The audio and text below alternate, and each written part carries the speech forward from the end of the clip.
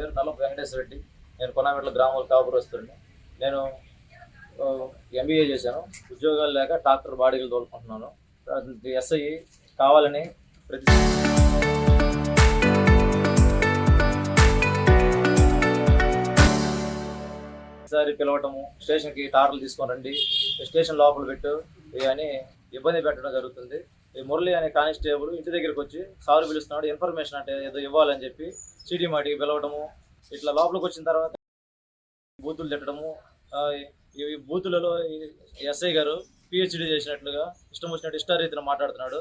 మరి ఇటీవల కాలంలో మా నల్లపు వారి ఎల్లం కొలుపులు చేసుకుంటుంటే దానికి కూడా ₹1,00,000 డిమాండ్ చేసి 50,000 వేరే వాళ్ళ బంధువులకి ఫోన్పే కొడుచుకున్నాడు.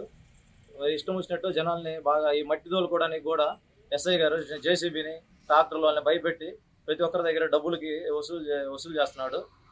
ఇదే రకంగా పోతే ఎస్ఐ మరి ఈ జనాల్ని సామాన్యులు బతికే విధంగా లేదు కొనామెట్లలో. దీన్ని చర్యలు తీసుకొని ఎస్ఐ గారి మీద చేయాల్సిందిగా కోరుచున్నాము. ఇదే విధంగా పదే పిలవటం వల్ల నేను మానసిక శోభకు గురయ్యి ఈ ఎస్ఐ పోలీస్ స్టేషన్ ముందే ఆత్మహత్య చేసుకోవాల్సి వస్తుంది. దీనికి కారణం ఎస్ఐ గారి అని లెటర్ రాసి జరగడం జరుగుతుంది. అది ఆరవల్లిపాడు దొనహన్ మండలం ప్రకాశం డిస్టిక్.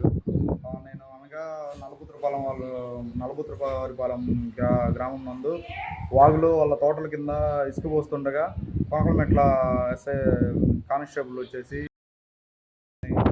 సొంతంగా ఇంటికి ఇసుక సార్ చెప్పాడు తీసుకురమ్మంటున్నాడు అని చెప్పి మమ్మల్ని బలవంతంగా స్టేషన్కి తీసుకెళ్లారు. తీసుకెళ్ళి సార్ రావడానికి సాయంత్రం అవుద్ది, 4 అవుద్ది, 5 అవుద్ది అని మమ్మల్ని 3 రోజులు స్టేషన్లోనే బండి మొత్తం స్టేషన్లో తర్వాత మైనింగ్ కేసులు పెడతానని మీద బెదిరించి మా దగ్గర 50,000 డిమాండ్ చేశాడు. డిమాండ్ చేయగా మేము అంత కట్టలేమనగా వేరే వ్యక్తిని మధ్యలో సెటిల్మెంట్ లాగా చేసి 35,000 ఫైనల్గా మా దగ్గర 35,000 తీసుకున్నాడు.